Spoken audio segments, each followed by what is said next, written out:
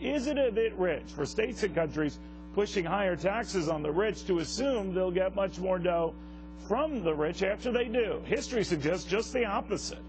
Tax watchdog Gretchen Hamel here. Gretchen, I can't blame these guys, for wanting to go elsewhere when just the cost of being where they are gets as prohibitive as it's become.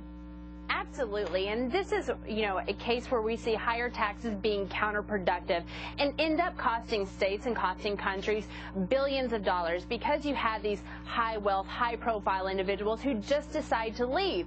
But also Americans make these decisions every day too. They make decisions about where they spend their money, if their taxes go up. But like Art Laffer and Stephen Morsall, between 1998 and 2007, 1,100 people daily, day in and day out, 360 days a year, left high-income tax states to go to low-income tax states. And that shows that people vote with their feet.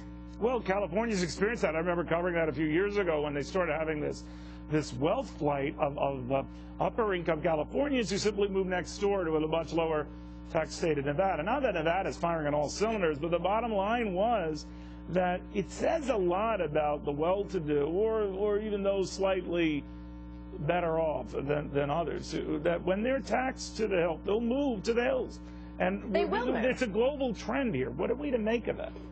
Well, I think it's something that we need to take into consideration as we're about to head into basically 4 months of long fiscal debate here on Capitol Hill when it comes to the budget, when it comes to the sequester and continuing resolution. The president has made it clear that he wants a balanced approach and that he wants taxes to be on the table. But it's not a balanced approach. It's not balanced.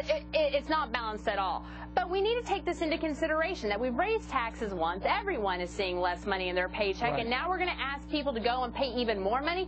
These companies are going to start looking for other places to move to. And that's why we've seen a lot of companies move overseas, not just to move out to other states, but move overseas because of the cost of doing business here, because of regulations, and because of taxes. It's just not conducive, and we need to create an environment where the economy can thrive and that where we get to the root of the problem here. And the root of the problem is spending. Spending has become a drag on the economy, and spending is becoming a drag on businesses and individuals who want to succeed here in the U.S. By the way, Gerard Depardieu could go anywhere he wants.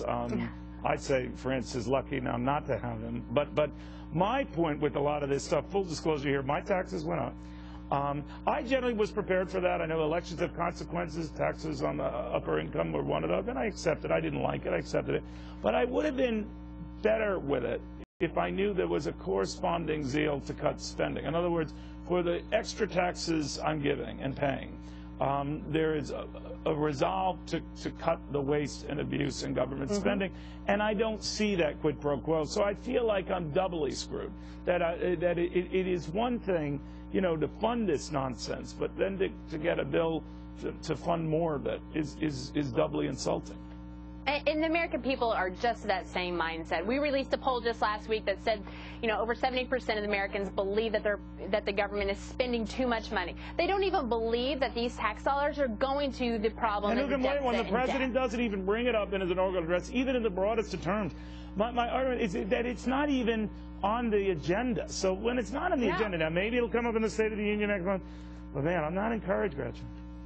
I'm not encouraged either, but I think right now we're at a tipping point. $16.4 trillion in debt. We have an opportunity here. We all need to be holding our members accountable and letting them know that talk is cheap and that we cannot continue on this path because our economy and our future and our generation can't afford it.